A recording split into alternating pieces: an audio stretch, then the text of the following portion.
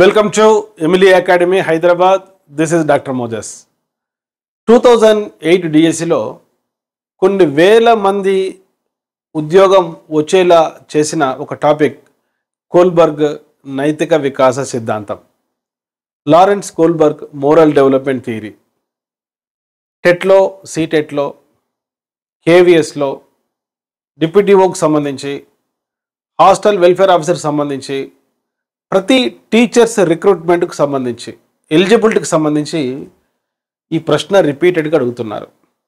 చాలామంది Kohlberg moral development థియరీకి సంబంధించి knowledge bit answer చేయగలుగుతున్నారు. నాలెడ్జ్ బిట్ అంటే నైతిక వికాస సిద్ధాంతాన్ని ప్రతిపాదించినది ఎవరు. చాలామంది అండర్స్టాండింగ్ బిట్ కూడా ఆన్సర్ చేయగలుగుతున్నారు. కోల్బర్గ్ నైతిక వికాస సిద్ధాంతంలో క్రింది వాటిలో స్థాయి కానిది, which of the following is not a level according to Lawrence Kohlberg. But ఇటువంటి అప్లికేషన్ బిట్స్ చాలామంది ఆన్సర్ చేయలేకపోతున్నారు. డియర్ ఫ్రెండ్స్, మనం ప్రిపేర్ అయ్యేటువంటి ఎగ్జామ్ ఎస్ఏ టైప్ కాదు, షార్ట్ ఆన్సర్ కాదు, మల్టిపుల్ చాయిస్ క్వశ్చన్స్, బహుళైచ్ఛిక ప్రశ్నలు. ఈ మల్టిపుల్ చాయిస్ క్వశ్చన్స్ ప్రిపేర్ అయ్యేటప్పుడు గత ప్రశ్నాపత్రాలు బాగా విశ్లేషించాలి. గతంలో ఈ యొక్క అప్లికేషన్ బిట్ అడిగారు. ఇటువంటి బిట్సే ఉద్యోగాన్ని డిసైడ్ చేస్తాయి. అది 1:100 కాంపిటీషన్ కావచ్చు, 1:1000 కాంపిటీషన్ కూడా కావచ్చు.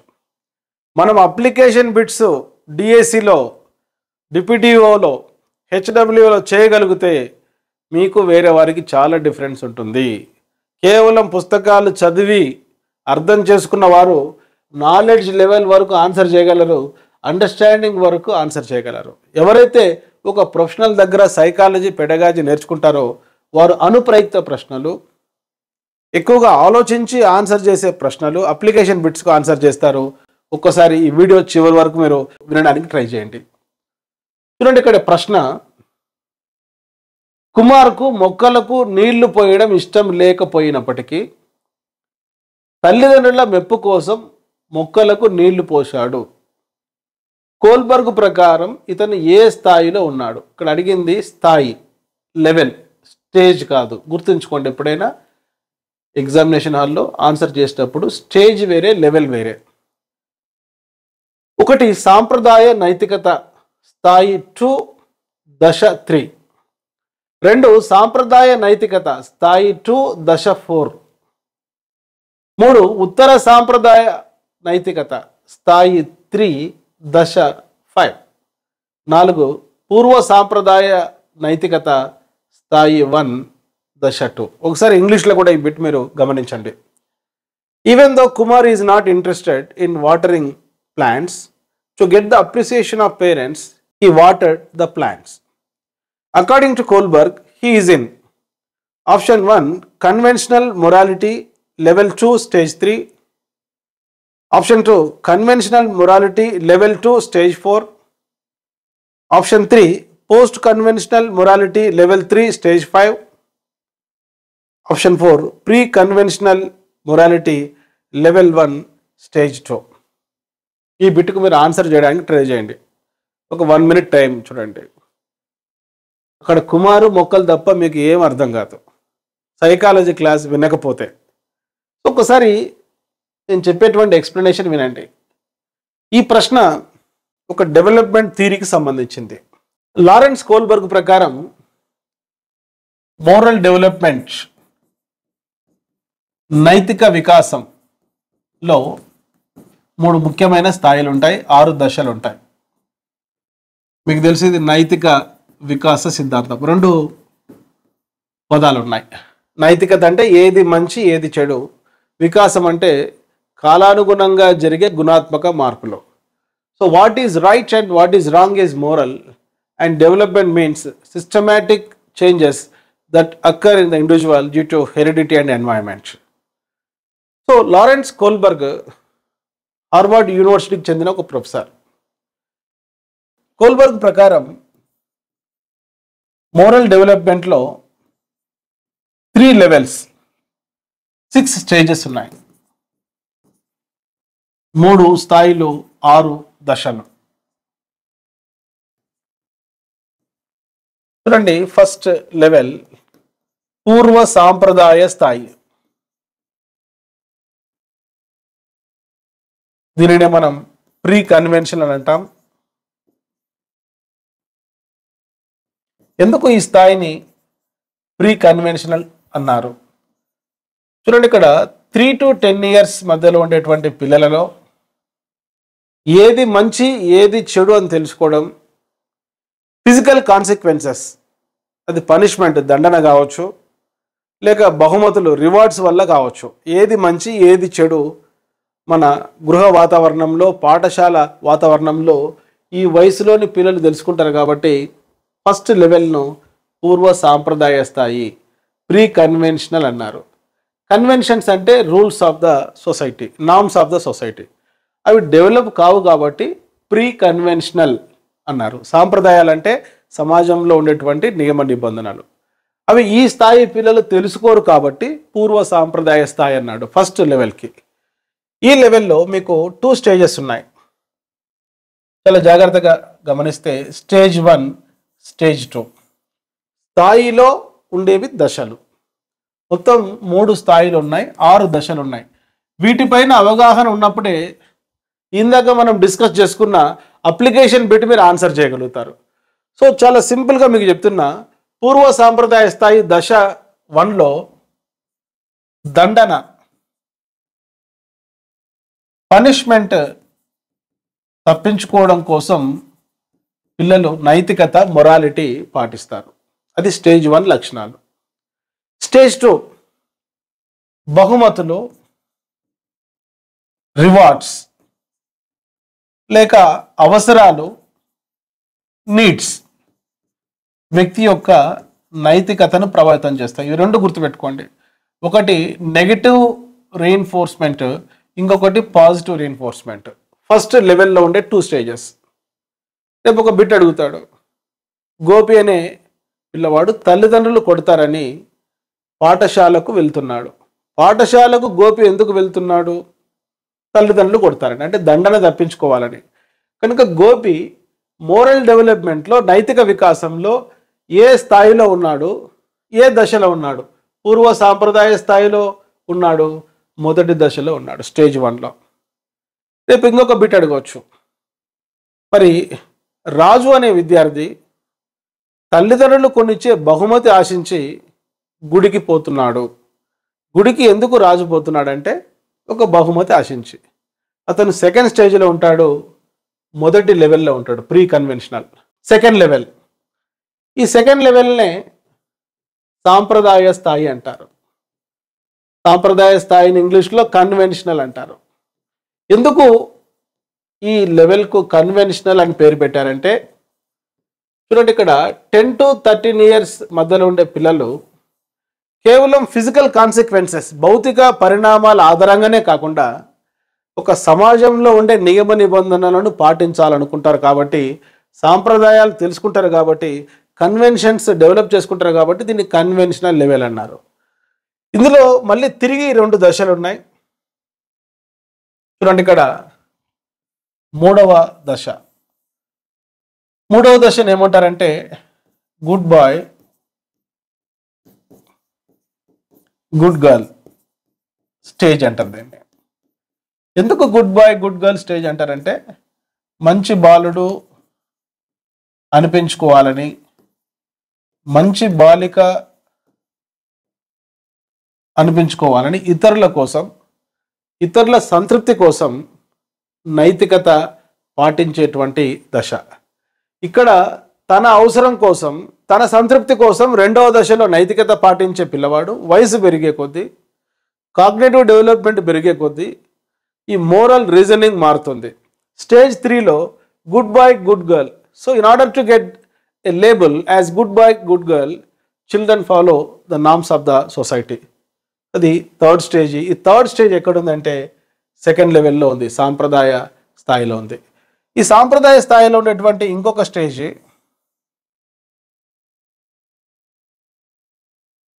Obedience to authority.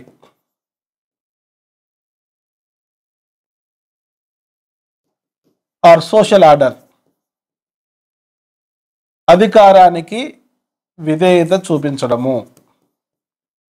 ఈ స్టేజ్లో పిల్లలు మరి తల్లిదండ్రులు, పెద్దలు, పాఠశాలలో ప్రధానోపాధ్యాయుడు, ఉపాధ్యాయులు వీరు విధించేటువంటి లా అండ్ ఆర్డర్, వారు విధించేటువంటి నియమ నిబంధనలు యథాతథంగా ఇష్టం లేకున్నా ఫాలో అవుతారు. స్టేజ్ 3లో మంచి పిల్లవాడు అనిపించుకోవాలని రమ పాఠశాలకు వెళ్తుంది. ఎందుకంటే ఉపాధ్యాయుల దృష్టిలో మంచి బాలిక అనిపించుకోవాలని. రమ కోల్బర్గ్ నైతిక వికాసంలో ఏ స్థాయిలో ఉంది, ఏ దశలో ఉంది కనుక ఇక్కడ మనం ఏ పని చేస్తున్నాడని కాకుండా ఎలా ఆలోచించి ఆ పని చేస్తున్నాడు ఆ వ్యక్తి అన్న అంశం ఆధారంగా వారు ఏ స్థాయికి చెందుతారు, ఏ దశకు చెందుతారో మనం ఆన్సర్ చేయొచ్చు. ఇక్కడ రమ ఉపాధ్యాయుల సంతృప్తి కోసం బడికి పోతుంది కనుక ఉపాధ్యాయులను తృప్తిపరచడానికి, వారిచ్చే లేబుల్ ఆశించి వారి దృష్టిలో మంచి బాలిక అనిపించుకోవడానికి బడికి వెళ్తుంది. కాబట్టి స్టేజ్ 3 ఇక్కడ సాంప్రదాయ స్థాయిలో ఉంది. అదేవిధంగా ఒక రఘు అనే విద్యార్థి తరగతి గదిలో గట్టిగా అరవాలనుకుంటున్నాడు, కానీ పాఠశాల నియమ నిబంధనల వల్ల అరవలేకపోతున్నాడు. విద్యార్థి తరగతి గదిలో గట్టిగా అరవాలనుకుంటున్నాడు. So the student wanted to shout loudly in the class room, but school norms and regulations are not allow to do so. కనుక ఇక్కడ గట్టిగా అరవాలనుకుంటున్నాడు, పాఠశాల రూల్స్ అండ్ రెగ్యులేషన్స్ ఒప్పుకోవటం లేదు కాబట్టి ఒబీడియన్స్ టు అథారిటీ, అధికారానికి విధేయత చూపుతున్నాడు. కనుక ఆ విద్యార్థి ఉండేటువంటి స్టేజ్ 4th స్టేజ్ లెవెల్ అనేది ఏమవుతుందంటే ఇక్కడ సాంప్రదాయ స్థాయి అవుతుంది. మనం చెప్పుకున్నాం కోల్బర్గ్, లారెన్స్ కోల్బర్గ్ ప్రతిపాదించిన నైతిక వికాస సిద్ధాంతంలో 3 లెవెల్స్ ఉన్నాయి, 6 స్టేజెస్ ఉన్నాయి. ప్రతి లెవెల్లో 2 స్టేజెస్ ఉన్నాయి. ఆ 2 స్టేజెస్లో ఉండే క్యారెక్టరిస్టిక్స్ అర్థం చేసుకుంటే ఎటువంటి అప్లికేషన్ బిట్, అండర్స్టాండింగ్ బిట్ అయినా ఆన్సర్ చేయొచ్చు. చూడండి ఇక్కడ లెవెల్ 3. ఈ లెవెల్ 3ని ఉత్తర సాంప్రదాయ స్థాయి అంటారు. దీని ఇంగ్లీష్లో పోస్ట్ కన్వెన్షనల్. ఎందుకు ఈ స్థాయిని పోస్ట్ కన్వెన్షనల్ అన్నారంటే మరి 14 సంవత్సరాల పైబడిన విద్యార్థులకు సంజ్ఞానాత్మక వికాసం, తెలివితేటలు కొద్దిగా పెరుగుతూ ఉంటాయి కనుక ఏది మంచి ఏది చెడు అని సొంతంగా ఆలోచించగలడు. కానీ అప్ టు 10 to 13 ఇయర్స్ వరకు రూల్స్ యాజ్ ఇట్ ఈస్గా పాటించేవాడు ఈ లెవెల్కి వచ్చేసరికి ఒక రూల్ ఎందుకు పాటించాలి, ఎందుకు పాటించకూడదు, ఒక రూల్ మనం బ్రేక్ చేయవచ్చా లేదా, ఈ రూల్ సొసైటీకి మాత్రమే సంబంధించిందా లేక మన మత గ్రంథాలలో చెప్పేటువంటి విశ్వవ్యాప్త విలువలు, యూనివర్సల్ ఎథికల్ ప్రిన్సిపల్స్కు సంబంధించినవా అని ఆలోచిస్తాడు. కాబట్టి సాంప్రదాయ స్థాయి పరిధి దాటుతాడు కాబట్టి కన్వెన్షనల్ లెవెల్కు బియాండ్గా ఆలోచిస్తాడు కాబట్టి దీన్ని పోస్ట్ కన్వెన్షనల్ లెవెల్ అన్నారు. ఇక్కడ కూడా మనకు 2 స్టేజెస్ ఉన్నాయి. Stage 5 morality based on rational thinking. హేతుబద్ధంగా ఆలోచిస్తూ నైతికత పాటించడం, నైతికత పాటించడం. సో దీన్నే సోషల్ కాంట్రాక్ట్ అని కూడా అంటారు. సరే, చాలామంది ఫస్ట్ స్టేజ్ ఈజీగా కనుక్కుంటారు. దండనకు భయపడి నైతిక విలువలు పాటిస్తే స్టేజ్ 1 లెవెల్ 1, బహుమతులు రివార్డ్స్ ఆశిస్తూ మరి నైతికత పాటిస్తే స్టేజ్ 2 లెవెల్ 1. మరి ఒక విద్యార్థి మంచి బాలుడు, మంచి బాలిక అనిపించుకోవడం కోసం నైతికత పాటిస్తే స్టేజ్ 3 లెవెల్ 2. ఒక విద్యార్థి మరి అధికారానికి విధేయత చూపిస్తే, ఇష్టం లేకున్న అధికారానికి విధేయత చూపిస్తే స్టేజ్ 4 లెవెల్ 2. మరొక విద్యార్థి అంబులెన్స్ డ్రైవ్ చేస్తున్నాడు, ఒక డ్రైవర్ అంబులెన్స్ డ్రైవ్ చేస్తున్నాడు, రోడ్డుకు ఎడమ వైపుకు వెళ్ళాలి. మామూలుగా మన ఇండియన్ రూల్స్ అండ్ రెగ్యులేషన్స్ ప్రకారం డ్రైవింగ్ చేసేటప్పుడు రోడ్డుకు ఎడమ వైపున వెళ్ళాలి, కీప్ లెఫ్ట్. కానీ ఆ విధంగా వెళ్తే సకాలంలో హాస్పిటల్కు చేరుకోలేడు. కనుక అతను రోడ్డుకు కుడివైపున వెళ్ళాడు, రూల్ను బ్రేక్ చేశాడు. కనుక ఒక సందర్భంలో ఒక వ్యక్తి మంచి కోరి, ఒక సమాజం మంచి కోరి రూల్ బ్రేక్ చేస్తే అతను హేతుబద్ధంగా ఆలోచిస్తున్నాడు కాబట్టి, రేషనల్గా థింక్ చేస్తూ ఒక రూల్ను పాటిస్తున్నాడు కాబట్టి స్టేజ్ 5 5వ దశకు చెందుతాడు. మరి స్థాయి ఉత్తర సాంప్రదాయ స్థాయికి చెందుతాడు. ఇంకొక ఎగ్జాంపుల్ చెప్తున్నాను నేను. ఒక వ్యక్తి గవర్నమెంట్కు పన్నులు కట్టడం లేదు, సైన్యంలో పనిచేసిన అధికారి. ఎందుకంటే ఈ ప్రజలు కట్టిన పన్నులతో ప్రభుత్వాధికారులు, రాజకీయ నాయకులు ఆ సొమ్మును మిస్యూజ్ చేస్తున్నారని, ఆ ప్రజలకు ఉపయోగపడే విధంగా ప్రభుత్వానికి పన్ను కట్టకుండా ఆ రూల్ను బ్రేక్ చేశాడు. సమాజ సంక్షేమం కోసం ప్రభుత్వానికి కట్టేటువంటి పన్ను ఇతను ఉపయోగిస్తున్నాడు. ఇక్కడ రూల్ బ్రేక్ చేశాడు. కానీ ఎందుకు ఆ రూల్ బ్రేక్ చేశాడంటే, కరప్షన్ పెరిగిపోతుంది, అవినీతి పెరిగిపోతుంది. తాను కట్టిన పన్ను ఒక ప్రభుత్వ అధికారి కానీ, ఇప్పుడు చూస్తున్నాం మనం పేపర్లో, ఒక రాజకీయ నాయకుడు కానీ తన సొంత ఖాతాలో వేసుకుంటున్నాడు. కనుక నేను కట్టకూడదు పన్ను, కానీ ఆ కట్టే పన్ను నేను ప్రజల కోసం ఒక స్వచ్ఛంద సంస్థ ద్వారా ఉపయోగిస్తానని ఆలోచించాడు, హేతుబద్ధంగా ఆలోచించాడు, రేషనల్గా థింక్ చేశాడు. సో అతను ఉండేటువంటి స్టేజ్ 5, దాన్ని మనం ఉత్తర సాంప్రదాయ స్థాయి అంటాం. So what is the difference between stage 4 and stage 5? Individual accepts rule as it is in stage 4, but in stage 5, individual breaks the rule for sake of the welfare of the society. చూడండి, 4వ దశకు 5వ దశకు తేడా ఏమిటి? 4వ దశలో ఒక రూల్ను, ఒక రెగ్యులేషన్ను, ఒక నియమాన్ని, ఒక నిబంధనను యథాతథంగా పాటిస్తాడు, రిజిడ్ రూల్ యాక్సెప్ట్ చేస్తాడు. కానీ స్టేజ్ 5లో చాలా ఇంపార్టెంట్, ఇక్కడ ఒక రూల్ బ్రేక్ చేశాడంటే దానికి ఒక ఉద్దేశం ఉండాలి. సమాజ సంక్షేమం కోసం, సొసైటీ వెల్ఫేర్ కోసం రూల్ను బ్రేక్ చేస్తే అది స్టేజ్ 5. ఇప్పుడు డిస్కస్ చేస్తున్నాం మోరల్ డెవలప్మెంట్ థియరీ, నైతిక వికాస సిద్ధాంతం ప్రతిపాదించినది లారెన్స్ కోల్బర్గ్. లారెన్స్ కోల్బర్గ్ ప్రకారం నైతిక వికాసంలో 3 లెవెల్స్ ఉంటాయి. ఈచ్ లెవెల్లో 2 స్టేజెస్ ఉంటాయని చెప్పుకున్నాం. ప్రతి స్టేజ్ క్యారెక్టరిస్టిక్ని మీకు ఎక్స్ప్లెయిన్ చేస్తున్నాను. సో 6th స్టేజ్, ఈ 6th స్టేజ్ని మనం ఏమంటామంటే universal ethical principles.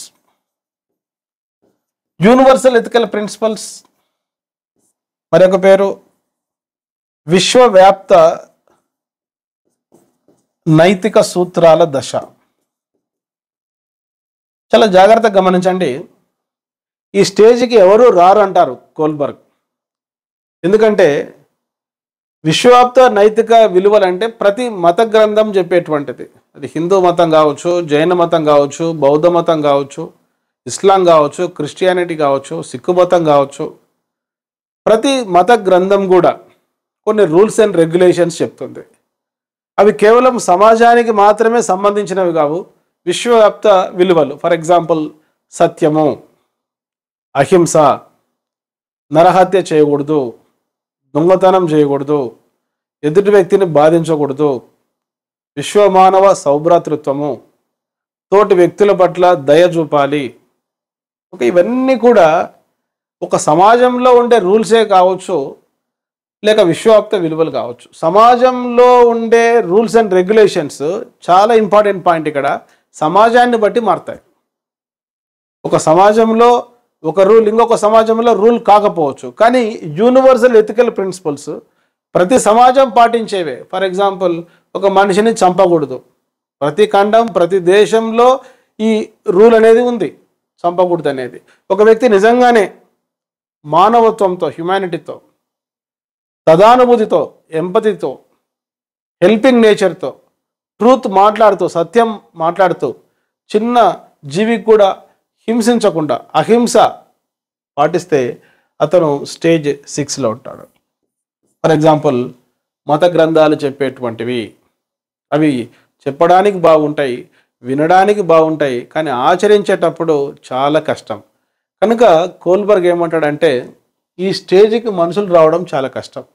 Mother Teresa లాంటి వాళ్ళు, మార్టిన్ లూథర్ కింగ్ లాంటి వాళ్ళు, అదేవిధంగా మహాత్మా గాంధీ లాంటి వాళ్ళు, స్వామి వివేకానంద లాంటి వాళ్ళు, గొప్ప గొప్ప మరి మతాధికారులు వీళ్ళందరూ కూడా ఈ స్టేజ్కి వచ్చిన వాళ్ళే.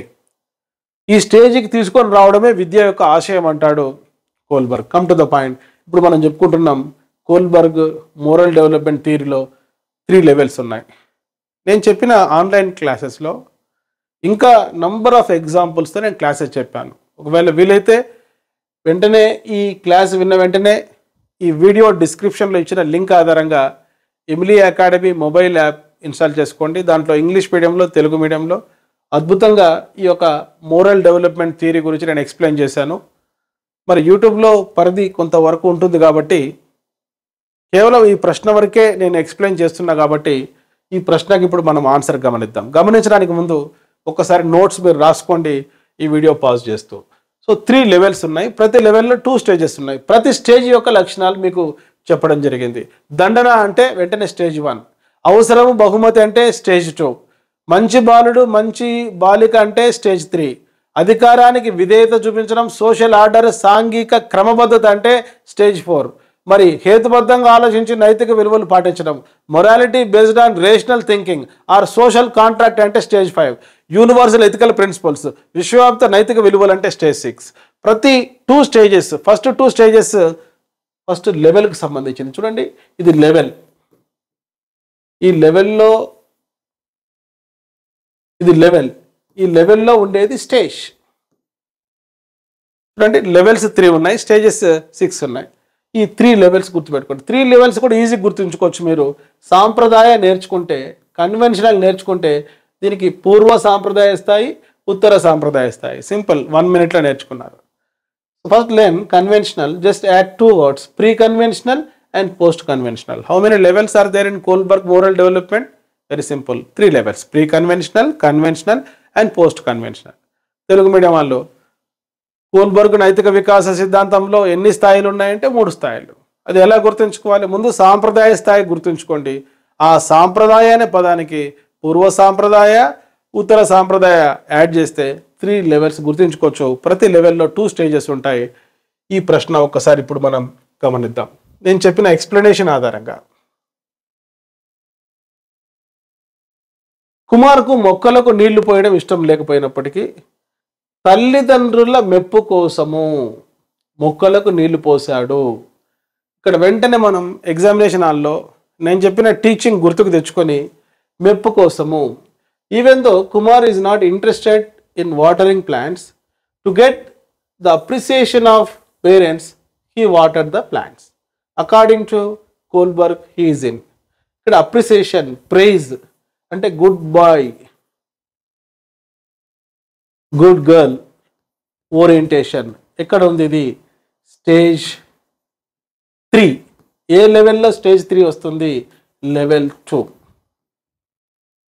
చూడండి, మంచి బాలుడు అనిపించుకోవాలని మెప్పు కోసం, తల్లిదండ్రుల మెప్పు కోసం, ఉపాధ్యాయుల మెప్పు కోసం ఒక వ్యక్తి నైతికత పాటిస్తే, ఒక పని చేస్తే అతను స్టేజ్ 3 దశ 3వ దశలో ఉంటాడు. లెవెల్ 2 2వ స్థాయిలో ఉంటాడు. ఎక్కడుంది 2వ స్థాయి? చూడండి ఇక్కడ స్థాయి 2 దశ 3. కనుక ఆన్సర్ సాంప్రదాయ నైతికత, conventional morality, level 2 stage 3. So stage 3 అన్న వెంటనే good boy, good girl, orientation. కనుక ఈ ప్రశ్నకు ఆన్సర్ ఇది. ఇట్లాంటి అప్లికేషన్ బిట్స్ మీరు ఆన్సర్ చేయగలిగితే 1:100 కాంపిటీషన్ ఉన్నా, 1:1000 కాంపిటీషన్ ఉన్నా సైకాలజీ, పెడగాజీ మీ ఉద్యోగాన్ని డిసైడ్ చేస్తుంది. కంటెంట్ మనం ఫస్ట్ క్లాస్ నుంచి డిగ్రీ వరకు చదువుతూనే ఉన్నాం. ఈ కంటెంట్ అనేది ఒక రాకెట్ సైన్స్ ఏం కాదు. ఒక 5th క్లాస్ స్టూడెంట్ 6 సబ్జెక్టులు అర్థం చేసుకుంటున్నాడు, ఒక 6th క్లాస్ స్టూడెంట్స్ 6 సబ్జెక్టులు అర్థం చేసుకుంటున్నాడు. మీరు రేపు పాఠాలు చెప్పబోయే ఒక 8th క్లాస్ స్టూడెంట్ మీరు చదివే కంటెంటే చదువుతున్నాడు. మన ఏజ్ ఎంత? ఇప్పుడు డిగ్రీ అయిపోయింది, ఇంటర్ అయిపోయింది. ఈ కంటెంట్కి మనం భయపడతామా? కంటెంట్కి సంబంధించి అనేక రిసోర్సెస్ ఉన్నాయి, చదివితే అర్థమవుతుంది. కానీ చదివితే అర్థం కాని సబ్జెక్టు పెడగాజీ మరియు సైకాలజీ. ఇప్పుడు సైకాలజీలో ఒక చిన్న శాంపుల్, ఒక చిన్న ప్రశ్నకు ఆన్సర్ చెప్తూ ఒక థియరీ నేను ఎక్స్ప్లెయిన్ చేశాను. ఇటువంటి చాలా సిద్ధాంతాలు, సూత్రాలు, సాధారణీకరణాలు, భావనలు, సాంకేతిక పదాలు ఉండే సైకాలజీ, పెడగాజీ నేర్చుకోవాలంటే ఒక ఎక్స్పర్ట్ ద్వారా నేర్చుకోవాలి. ఒకవేళ మీకు ఈ వీడియో నచ్చితే వెంటనే డాక్టర్ మోజెస్ ఎమిలేనియం మా యూట్యూబ్ ఛానల్ మీరు సబ్స్క్రైబ్ చేసుకోండి. ఎందుకంటే గతంలో ఇటువంటి ప్రశ్నలు చాలా నేను ఎక్స్ప్లెయిన్ చేశాను. ఈ వీడియో మీరు లైక్ చేయండి, మీ ఫ్రెండ్స్కు షేర్ చేయండి. సార్, ఇటువంటి అప్లికేషన్ బిట్సే గతంలో నాకు ఉద్యోగం రాకుండా చేశాయి. ఈ ప్రశ్నలు ఎంత చదివినా నాకు అర్థం కాలేదు. ఒక సిస్టమేటిక్గా నేను నేర్చుకోవాలనుకుంటున్నాను.